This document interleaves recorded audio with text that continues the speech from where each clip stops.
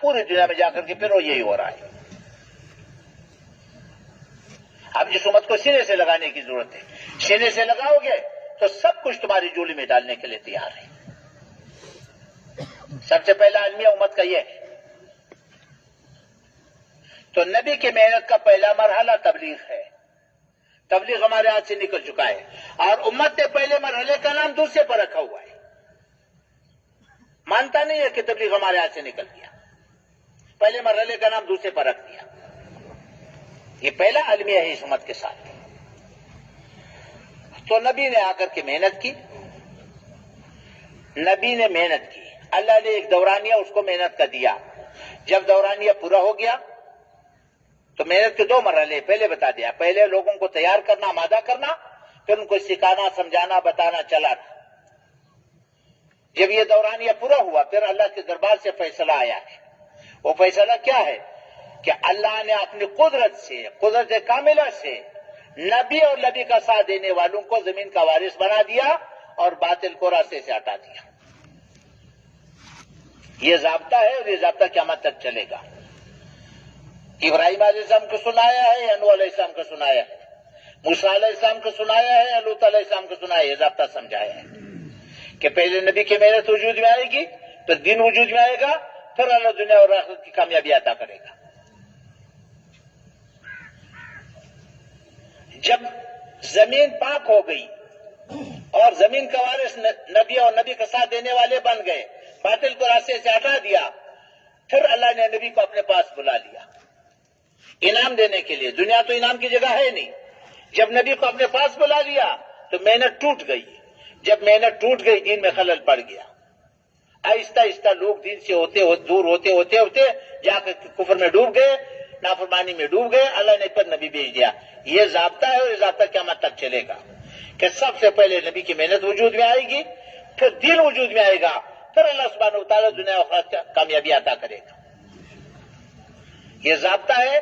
نبی علیہ السلام کے بعد چونکہ کوئی نبی نہیں آئے گا، اب یہ ضابطہ قیامت تک چلے گا. لیکن یاد رکھو، نبی کی محنت خالص ہوگی تو دین وجود میں آئے گا. اگر نبی کی محنت میں ملاوٹ ہوگی تو دین وجود میں نہیں آئے گا. دین خالص ہوگی تو اللہ باطل کو توڑے گا. اگر دین خالص نہ ہوگی تو اللہ باطل کو نہیں توڑے گا. یہ بھی ضابطہ ہے، یاد رکھو. نبی کی محنت میں ملاوٹ ہوگی تو دین وجود میں آئے گا. دین میں ملاوٹ ہوگی تو باطل نہیں ٹوٹے گا. باطل کو اللہ ہمیشہ میں 3 بنیادوں پر توڑے گا. یاد رکھو. کتنے بنیادوں پر؟ 3 بنیادوں پر. سب سے پہلے ایسا مجمع وجود میں آئے جن کی زندگی میں مکمل دین ہو، جس میں زندگی میں کفر کی ملاوٹ نہ ہو، کفر کی مشابہت نہ ہو، پھر اللہ دین کو وجود عطا کرے گا. پھر اللہ باطل کو توڑے گا، دین کو غالب کرے گا.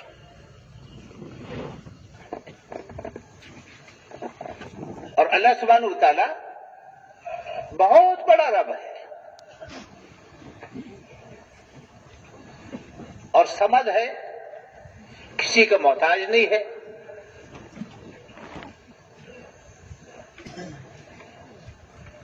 رب وہ ہے جو تمام ضرورتوں کو پورا کرنے والا، ہر مخلوق کی ضرورتوں کو پورا کرنے والا اللہ ہے. اور علیم و خبیر ہے، ہر مخلوق کی ضرورت کو جاننے والا ہے. ہماری موجودہ ضرورتوں کو جاننے والا اللہ ہے، ہمارے آنے والی ضرورتوں کو بھی جاننے والا اللہ ہے. اور تمام ضرورتوں کو پورا کرنے والا اکیلا تنہا اللہ ہے. اللہ کا کوئی شریک نہیں ہے، اللہ کا کوئی مشیر نہیں ہے، اللہ سبحانہ تعالیٰ کا کوئی وزیر نہیں ہے. اکیلا ہے، تنہا ہے. اور اللہ سبحانہ تعالیٰ ساری مخلوقات کا رب ہے، ساری مخلوق اللہ کی محتاج ہے.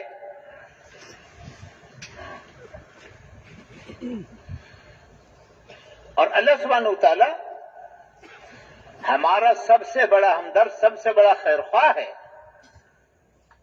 اللہ سبحانہ تعالیٰ سے بڑھ کر کے ہمارا کوئی خیر خواہ نہیں ہے.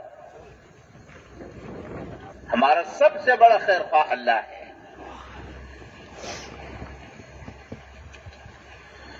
اس انسان کو اللہ سبحانہ وتعالیٰ نے پیدا فرمایا ہے، ساری مخلوقات میں ممتاز بنایا ہے۔ اس انسان کو اللہ سبحانہ وتعالیٰ نے اپنا خلیفہ بنایا ہے، اشرف المخلوقات بنایا ہے، عزت والا بنایا ہے۔ اللہ کی دربار میں سب سے زیادہ عزت اس انسان کا اللہ نے رکھا ہے، سب سے زیادہ معزز اور مکرم انسان ہے، اور مخلوقات کو اس کی خدمت پہ لگایا ہوا ہے۔ جتنی مخلوقات ہم اور آپ کو نظر آ رہی ہے اور بازیں نظر نہیں آ رہی، اس کی خدمت میں لگے ہوئے، سورج ہے، چاند ہے، زمین ہے، پانی ہے، ہوائیں ہیں، پہاڑ ہے، حیوانات ہے، زمین کے اندر کی چیزیں ہیں، زمین کے اوپر کی چیزیں ہیں، ہوا، پانی، آگ، ساری مخلوق، یہاں تک کہ فرشتوں کو اس کی خدمت پہ لگایا ہوا ہے، مخدوم الخلائق ہے۔ اس انسان کو اللہ نے اپنا خلیفہ بنایا ہے، اور اس انسان کو اللہ سبحانہ وتعالیٰ نے اپنے لیے بنایا ہے۔ اس انسان کو اللہ سبحانہ وتعالیٰ کبھی ختم نہیں کرے گا، یہ ہمیشہ ہمیشہ اللہ سبحانہ وتعالیٰ کے پاس رہے گا۔ یہ انسان اللہ سبحانہ وتعالیٰ کا خلیفہ ہے، یہ انسان اللہ سبحانہ وتعالیٰ کا ہمنشین ہے، درباری ہے، اللہ سبحانہ وتعالیٰ کا معزز مہمان ہے، مکرم ہے، معزز ہے، مشرف ہے۔ اس کو سب سے زیادہ قریب رکھا ہے۔ تو میرے محترم بھائی دوستو بزرگو، چونکہ اللہ سبحانہ وتعالیٰ ہمیشہ کے لیے ہے، اس انسان کو ہمیشہ اپنے پاس رکھے گا۔ اس انسان کی زندگی کسی لمحے ختم نہیں ہوگی، اس کی زندگی کے مراحل ہیں۔ ماں کے پیٹ میں تھا، مختصر زندگی تھی، ضرورتیں مختصر، دنیا میں آیا تو ضرورتیں بھی بڑھ گئی، زندگی بھی بڑھ گئی۔ پھر موت کا وقت آئے گا تو اس کی زندگی کا اگلا دروازہ کھل جائے گا۔ برزخ کی زندگی ہے بہت لمبی، وہاں کی ضرورتیں بہت زیادہ، پھر قیامت برپا ہوگا، ساری زمین آسمان کو اللہ پاک لپیٹ لے گا، اور پھر اس کے بعد حشر کا دن ہوگا، 50,000 سال کا ایک دن ہوگا۔ پھر پورے صراط پر گزر کر کے یہ انسان اللہ سبحانہ وتعالیٰ کے دربار میں پہنچ جائے گا، اور ہمیشہ کے لیے اللہ سبحانہ وتعالیٰ کا درباری رہے گا۔ تو اس انسان کو اللہ سبحانہ وتعالیٰ ختم نہیں کرے گا۔ اس انسان کے لیے اللہ سبحانہ وتعالیٰ نے ہمدردی خیرخواہی کی بنیاد پر اپنے دربار سے ایک مناسب، مبارک، انتہائی پاکیزہ زندگی گزارنے کا طریقہ بھیجا ہے، جس کا نام دین اسلام ہے، جس میں اس انسان کی دنیا اور آخرت کی ساری کامیابیاں رکھی ہیں۔ اور یہ دین اسلام اس انسان کی ضرورت ہے۔ کامل دینی زندگی ہوگی تو اللہ کے کامل تعلق ملے گا۔ یہ زندگی ایمان سے شروع ہوتی ہے، ایمان ہے، جاندار عبادات ہے، اخلاق ہے، معاملات ہے، معاشرت ہے، آگے جا کر کے قضا ہے۔ مکمل دینی زندگی ہوگی تو مکمل اللہ کا تعلق ملے گا۔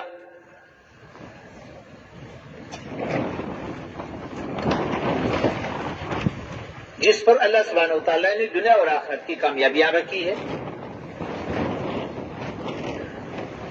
دنیا کی زندگی جو اللہ نے عطا فرمائی ہے، آخرت کو سمجھانے کے لیے اور آخرت کو بنانے کے لیے، آخرت کو سمجھانے کے لیے اور آخرت کو بنانے کے لیے۔ آخرت کو سمجھانے کے لیے اس لحاظ سے کہ دنیا کے جو حالات ہیں یہی حالات آخرت میں ہوں گے، یہاں چھوٹے پیمانے پر، وہاں بڑے پیمانے پر. یہاں کی عزت ہے، آخرت میں عزت ہے. یہاں کی عزت تھوڑے پیمانے پر، وہاں کی عزت بڑے پیمانے پر. یہاں کی ضرورتیں چھوٹے پیمانے پر، وہاں کی ضرورتیں بڑے پیمانے پر. یہاں کی ذلت چھوٹے پیمانے پر، وہاں کی ذلت بڑے پیمانے پر. یہاں کا عذاب، وہاں کا عذاب. یہاں کی راحت و آرام، وہاں کی راحت و آرام. تو دنیا اس لیے پیدا فرمائی ہے کہ آخرت سمجھایا جائے. دنیا آخرت کے سمجھانے کے لیے اور آخرت کے بنانے کے لیے، کہ اس دنیا میں دینی زندگی گزار کر کے اللہ سبحانہ وتعالیٰ کو راضی کیا جائے، تاکہ آخرت کے ہمیشہ ہمیشہ کی مصیبتوں سے حفاظت ہو.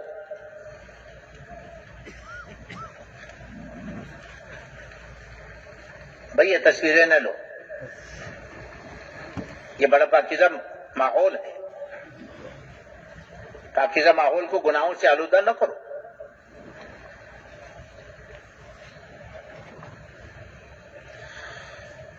تو اس دنیا کو اللہ سبحانہ وتعالیٰ نے آخرت بنانے کے لیے بنایا اور آخرت سمجھانے کے لیے. اس انسان کو اللہ سبحانہ وتعالیٰ نے اپنا خلیفہ بنایا. پہلے دن اللہ سبحانہ وتعالیٰ نے اعلان کیا کہ میرا خلیفہ ہے، اور اللہ سبحانہ وتعالیٰ نے فرشتوں سے سجدہ کرایا. فرشتے اللہ کے نورانی مخلوق ہے جو نافرمانی نہیں کرتے، وہی کرتے ہیں جو اللہ سبحانہ وتعالیٰ بتاتے ہیں. فرشتوں کو اللہ سبحانہ وتعالیٰ نے مختلف امور پر مقرر کیے ہیں، جس میں تکوینی امور بھی ہے جو ہمارا آپ کو نظر آ رہے ہیں. ہواؤں پر فرشتے مقرر ہے، بارشوں پر فرشتے مقرر ہے، سورج پر ملائکہ مقرر ہے، چاند پر ملائکہ مقرر ہے، دن رات کے بدلنے پر ملائکہ مقرر ہے، حالات کے بدلنے پر ملائکہ مقرر ہے، پہاڑوں پر مقرر ہے، سمندروں پر مقرر ہے، روزی پہنچانے پر مقرر ہے، روح ڈالنے پر مقرر ہے، روح نکالنے پر مقرر ہے. جتنے امور ہم اور آپ کو نظر آ رہے ہیں سب پر فرشتوں کو اللہ نے مقرر فرمایا ہے. تو اللہ کے دربار سے ان کو احکامات ملتے ہیں، ان احکامات کو پورا کرتے ہیں.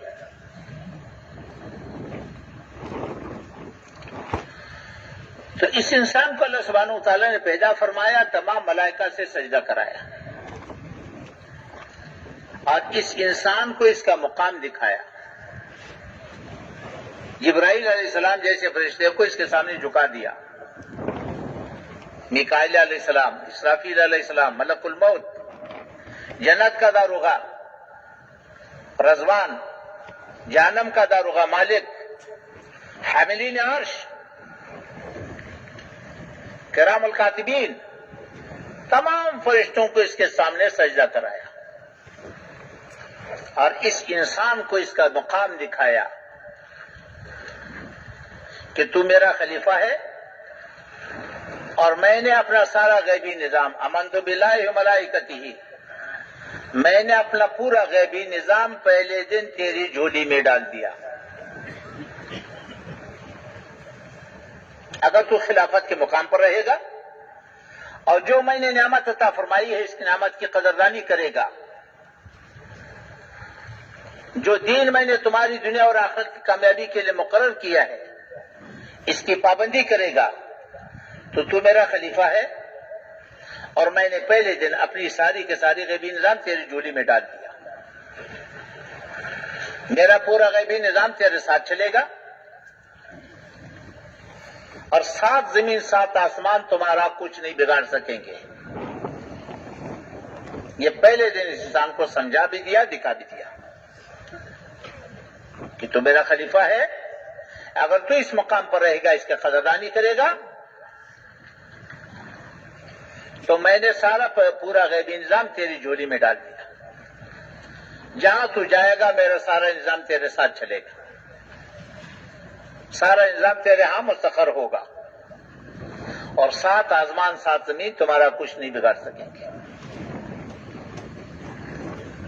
لیکن ایک بات عجیب بات ہے کہ اس انسان کو اللہ نے مختار بنایا دین پر چلنے کا،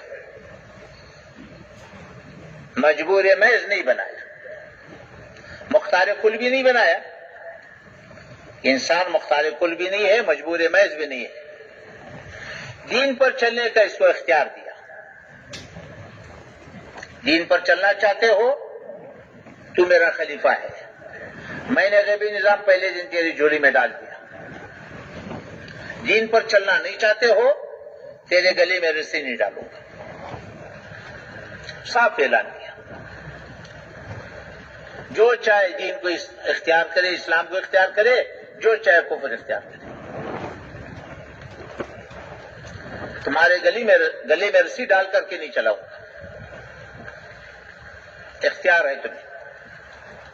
البتہ اس کے ساتھ ایک اور بھی فیصلہ کر لیا، جو دین پر چلنا نہیں چاہے گا، اس نعمت کی ناقدری کرے گا، اس نعمت کو ٹھکرائے گا جو ساری مخلوقات میں سب سے بڑی نعمت ہے، اللہ کے خزانے بھرے ہوئے نعمتوں سے، اور روزانہ اللہ کے نعمتوں کی بارش ہو رہی ہے ہر انسان پر، نعمتوں کی بارش ہو رہی ہے. لیکن سب سے بڑی نعمت یہ دین ہے، خلافت ہے، اور خلافت کی زندگی ہے. اس سے بڑھ کر کے کوئی بڑی نعمت نہیں ہے. اب جو اس نعمت کی قدردانی کرے گا تو اللہ کا خلیفہ ہے، اللہ کا غیبی نظام ساتھ ہے. اگر ناقدری کرے گا تو اللہ کو کوئی پرواہ نہیں. البتہ ایسے انسان کا نام پھر اللہ سبحانہ کے دربار میں انسانیت کی فہرست میں سے نکال لیا جاتا ہے. اللہ کا معاملہ انسان کے ساتھ ہے، حیوانوں کے ساتھ نہیں ہے. اور اللہ کے دربار میں یہ حیوان ہے، بلکہ حیوان سے بدتر ہے. یہ خاشاک ہے، خاشاک جلانے کے لیے پیدا کیے گئے ہیں. پھر یہ چونکہ نافرمان نہیں ہے، صرف نافرمان نہیں ہے، یہ باغی ہے، سب سے بڑا ناقدرہ ہے. سب سے بڑی نعمت کو اس نے ٹھکرایا نہیں، اس نے نعمت کی ناقدری نہیں کی، اس نے نعمت کی توہین کی ہے اور منعم کی توہین کی ہے.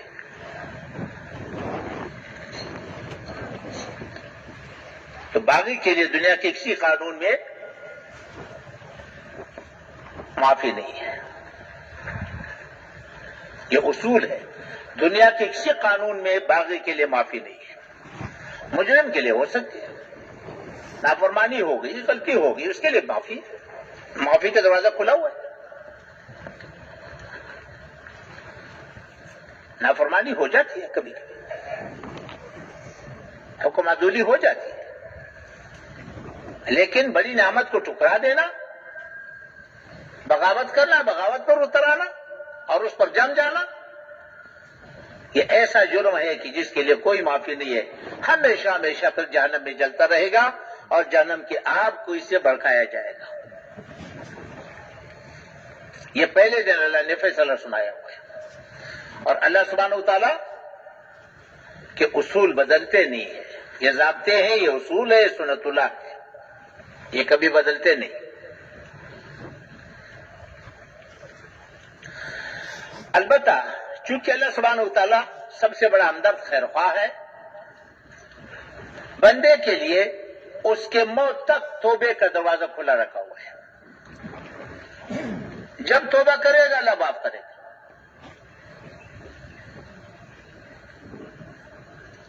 چاہے وہ گناہ سے توبہ کرے، چاہے وہ کفر سے توبہ کرے، اللہ نے دروازہ کھلا رکھا ہوا ہے اس کے موت تک. اور اس کے موت تک ساری زندگی اللہ سبحانہ وتعالیٰ اس کے توبے کا انتظار کرے. ایسا مہربان اللہ ہے. تو یہ دین انسانی ضرورت ہے، بنیادی ضرورت ہے. اللہ سبحانہ اگر ہم دینی زندگی کو دیکھیں، احکامات کی تقسیم کو دیکھیں، اس انسان کو اللہ نے اشرف المخلوقات کو بنایا ہے، لیکن اس انسان کو اللہ سبحانہ وتعالیٰ نے سب سے زیادہ محتاج بھی بنایا ہے. انسان سب سے زیادہ محتاج، ساری مخلوقات میں سب سے زیادہ محتاج ہے، اس لیے کہ اکیلا زندگی نہیں گزار سکتا، یہ زندگی میں قدم قدم پر محتاج ہے، یہ بیوی کا محتاج ہے، یہ اولاد کا محتاج ہے، والدین کا محتاج ہے، یہ پڑوسی کا محتاج ہے، یہ حکمران کا محتاج ہے، یہ رعایا کا محتاج ہے، گلکار کا محتاج ہے، تاجر کا محتاج ہے، زمیندار کا محتاج ہے، کپڑے بنانے والے کا محتاج ہے، کپڑے سینے والے کا محتاج ہے، قدم قدم پر محتاج ہے۔ انسانوں کی ضرورتیں ایک دوسرے سے وابستہ ہے۔ اللہ سبحانہ و تعالیٰ نے اسی بنیاد پر احکامات بھیجے ہیں، ایک کی ضرورت دوسرے کی ذمہ داری ہے، ایک کی ضرورت دوسرے کی ذمہ داری ہے، تو اللہ سبحانہ و تعالیٰ نے احکامات اسی بنیاد پر بھیجے ہیں۔ والدین کی جو ضروریات اولاد سے وابستہ ہے، یا اللہ نے اولاد کا دین بنایا، اولاد کی جو ضرورتیں والدین سے وابستہ ہے، یا اللہ نے والدین کا دین بنایا۔ والدین دین پر چلیں گے اولاد کے لیے رحمت، اولاد دین پر چلے گی والدین کی رحمت۔ حکمرانوں کی ضرورتیں رعایا سے وابستہ کی ہے، یہ رعایا کا دین ہے، اور رعایا کی ضرورتیں حکمران سے وابستہ ہے، یہ حکمران کا دین ہے۔ دونوں دن پر چلیں گے، دونوں کے لیے رحمت۔ مالداروں کی ضرورتیں غریبوں سے وابستہ ہے، غریبوں کی ضرورتیں مالداروں سے وابستہ ہے، تاجروں سے ضرورتیں وابستہ ہے، اسی طرح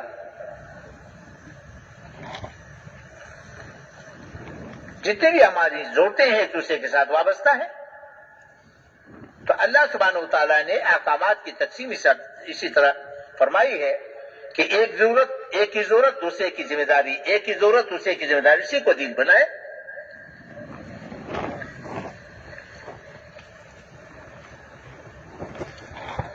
تو دین پر چلنے والا،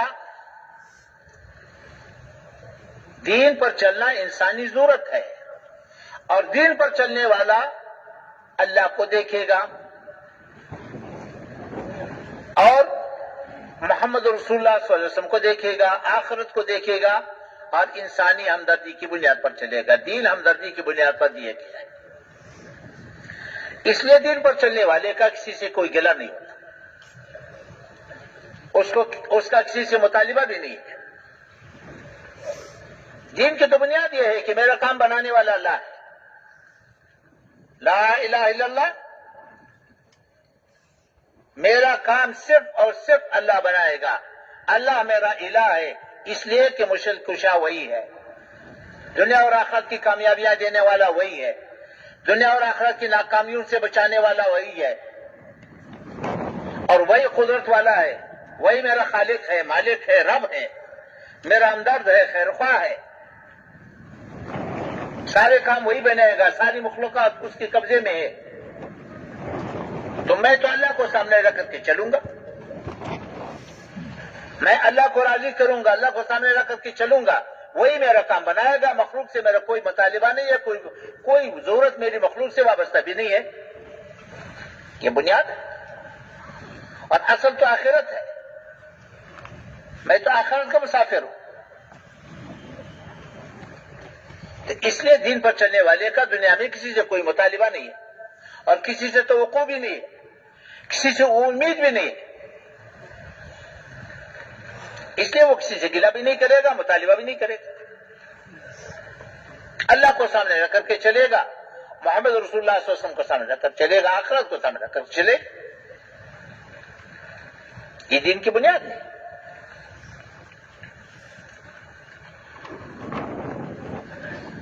تو میرے محترم بھائی دوستو کو اللہ نے احکامات کی تقسیم اسی طرح کی ہے۔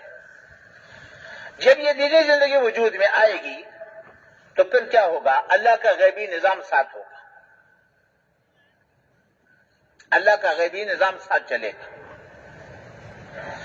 آسمانی نظام متوجہ ہوگا، اللہ سبحانہ وتعالی ہواؤں کو مسخر کرے گا، پانی کو مسخر کرے گا، آگ کو مسخر کرے گا، مخلوقات کو مسخر کر کے چلائے گا، اس کے سامنے ڈال دیا، پہلے دن ڈال دیا، یہ کسی کا محتاج نہیں رہے گا۔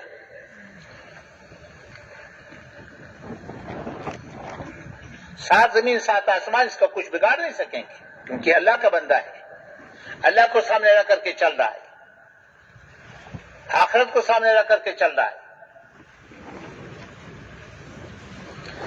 جب دینی زندگی وجود میں آتی ہے تو پھر آسمانی نظام ساتھ چلے گا۔ اللہ سبحانہ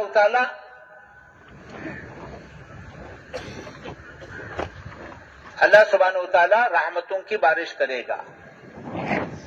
یہ رحمتیں آسمان سے آتی ہے، دینی زندگی پر آتی ہے۔ رحمتوں کی خاصیت ہے دل پر رحمتوں کی بارش ہوتی ہے۔ دل کے اندر دو قسم کے جذبات ہیں، رحمانی جذبات بھی ہے، شیطانی جذبات بھی ہے، حیوانی جذبات بھی ہے۔ رحمانی جذبات کی پرورش ہوگی، تواضع، ایمانی کیفیات، آخرت کی فکر، ہمدردی، خیرخواہی، تواضع، قناعت، امانت داری، ان ساری صفات کی پرورش ہوگی، غیر محسوس طریقے سے ان صفات کی پرورش ہوگی۔ تو اس آدمی کے لیے دین پر چلنا آسانی کے ساتھ دین پر چلے گا، خیر کی طرف بھاگے گا، خیر کی طرف دوڑے گا، خیر کی طرف دوڑنا اس کے لیے آسان ہوگا۔ اور جو شیطانی جذبات ہے، کبر ہے، حسد ہے، کینہ ہے، بغض ہے، خیانت ہے، غبن ہے، دشمنی ہے، جیسے بارش کے نیچے انگارے رکھو تو بجھ جاتے ہیں، یہ صفات بجھ جاتی ہے۔ پھر یہ آدمی خیر کی چلتا ہے، یہ ان گناہوں کی طرف سے بھاگتا ہے، ان گناہوں سے بھاگتا رہتا ہے، بچتا رہتا ہے، غیر محسوس طریقے سے، اس کو کوئی تکلیف بھی نہیں ہوگی۔ اس کے اندر انسانی صفات ابھرتی ہے، یہ انسانی صفات کا مظہر بنتا ہے۔ پھر یہ جہاں جائے گا اس سے خیر پھیلے گا، لوگوں کو اس سے خیر ملے گا، یہ خیر کے پھیلانے کا ذریعہ بنے گا، خیر کے پھیلنے کا ذریعہ بنے گا۔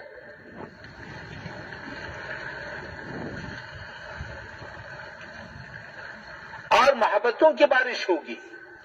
محبت آسمانی چیز ہے، اللہ جل شانہ محبتوں کی بارش کرے گا۔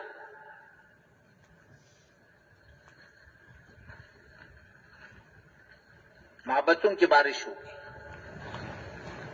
اور برکتوں کی بارش ہوگی۔ جو کچھ اللہ عطا کرے گا اسی میں سے اس کی ضرورتوں کو پورا کرے گا، اس کو کسی کا محتاج نہیں بنائے گا۔ عمر میں برکت، مال میں برکت، اولاد میں برکت، زندگی میں برکت، علم میں برکت۔ یہ برکت تو دیکھنے کی چیز ہے، سمجھانے کی نہیں ہے، سمجھا کوئی نہیں سکتا۔ تو برکتوں کی بارش ہوگی، رحمتوں کی بارش ہوگی، برکتوں کی بارش ہوگی، محبتوں کی بارش ہوگی، اطمینان کی بارش ہوگی۔ اللہ سبحانہ اطمینان آسمانی چیز ہے، اللہ سبحانہ وتعالیٰ اطمینان عطا کرے گا۔ جھونپڑی میں رہے گا مطمئن ہوگا، بیماری آئے گی پریشانی نہیں ہوگی، تنگی آئے گی پریشانی نہیں ہوگی، مقدر کی مشکلات آتی رہیں گی لیکن پریشانی نہیں آئے گی اس کے ساتھ۔ تو اللہ سبحانہ وتعالیٰ اللہ ہے۔ ابراہیم علیہ السلام کو آگ میں اطمینان عطا فرمایا، یوسف علیہ السلام کو جیل میں اطمینان عطا فرمایا، ایوب علیہ السلام کو بیماری میں اطمینان عطا فرمایا، اور سلیمان علیہ السلام کو تخت میں اطمینان عطا فرمایا۔ اللہ ہے۔ یہ ساری آسمانی چیزیں ہیں۔ جو آسمانی چیزوں کو زمین پر تلاش کرے گا تو ساری زندگی پریشانی رہے گا۔ آسمانی چیزیں تو دین سے وابستہ ہے، دینی زندگی وجود میں آئے گی تو آسمانی چیزوں کی بارش ہوگی، اطمینان کی زندگی ہوگی، محبتوں کی زندگی ہوگی. پھر انسان جہاں جائے گا اس کو خیر ملے گا، جہاں جائے گا اس سے خیر پھیلے گا، جس سے واسطہ پڑے گا اس کو خیر ملے گا. پھر اللہ سبحانہ وتعالی آسمانی نظام کو متحرک کرے گا. ساری دنیا کے انسانوں کے دل اللہ کے قبضے میں ہیں. اللہ سبحانہ وتعالی حکمرانوں کو ہمدرد بنائے گا، خیر خواہ بنائے گا. ہاں، تو حکمران خیر خواہ ہوں گے، ہمدرد ہوں گے، عادل ہوں گے. حکمرانوں کے دلوں کو اللہ بدل دے گا. اللہ سبحانہ وتعالی مالداروں کو سخی بنائے گا، غریبوں کو غیور بنا دے گا، حکمرانوں کو ہمدرد خیر خواہ بنائے گا، رعایا کو تابعدار بنائے گا. تو پھر یہ زندگی وجود میں آئے گی. اللہ نے دکھایا یہ خیالی باتیں نہیں ہے. زمین آسمان نے دیکھ لیا، صدیوں دیکھ لیا. یہ نہیں کہ ایک دفعہ دکھایا. جب دینی زندگی وجود میں آتی ہے یہ ساری چیزیں وجود میں آ جاتی ہیں. حکمرانوں کو ہمدرد بنا دے گا، خیر خواہ بنا دے گا.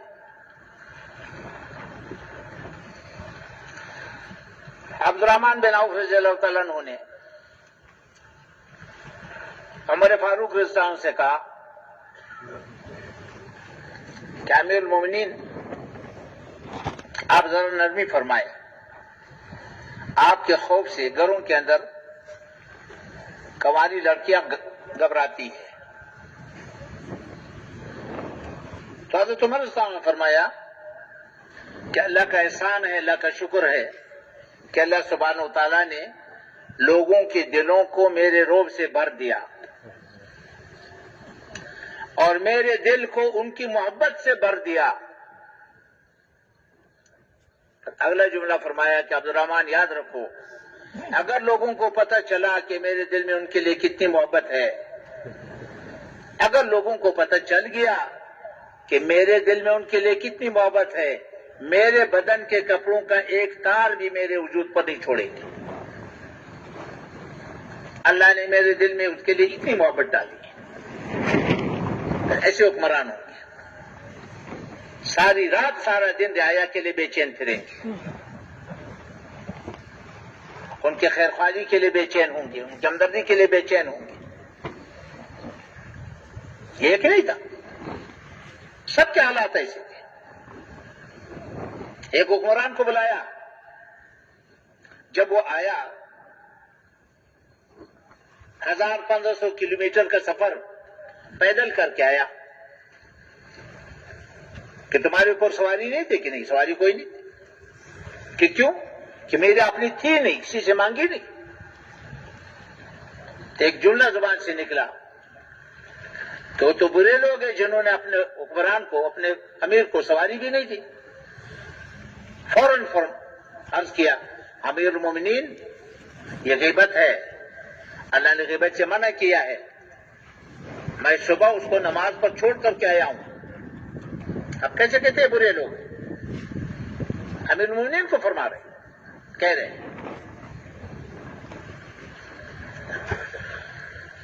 تو فرمایا کہ مال کا کیا ہوا، کیا لے کر کے آئے؟ انہوں نے کہا کچھ لے کر کے نہیں آئے.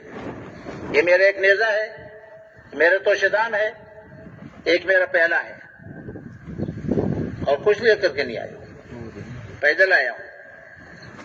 مال کا کیا ہوا؟ کہ مال وہیں تقسیم کیا، واپس نہیں جاؤں گا. میں پچھلے 2 سال کا حساب نہیں دے سکتا. گھر کی طرف چل گیا. گھر مدینے سے باہر تھا. یہ میں صرف ایک کا واقعہ سنا رہا ہوں، ایسے سارے کے سارے ایسے اتنے واقعات ہیں کہ سیرت بری ہوئی ہے ان کے واقعات سے، ایک سے ایک کے واقعات ایسی ہیں. تو امیر المومنین نے ایک آدمی کو تھیلا دیا اور ساتھ بھیجا کہ جا کر کے وہاں پر اس کے حالات دیکھ کر کے آؤ، اگر واقعی یہ حالات ہو تھیلا دے کر کے آؤ. مختصر عرض کرتا ہوں، جب وہ گیا وہاں جا کر کے دیکھا 3 دن اس کے ساتھ گزارے تو اس کے پاس تو کچھ نہیں تھا. 3 دن اس کا مہمان رہا. 3 دن کے بعد اس نے کہا کہ بھائی مہمان کا حق 3 دن ہوتا ہے, اس کے بعد ہمیں مزید مشقت میں نہ ڈالو. تھیلا پیش کیا کہ کس نے دیا, کہ امیر المومنین نے دیا, آپ کے لیے دیا. وہیں پر کھول کر کے سارا وہیں تقسیم کر دیا.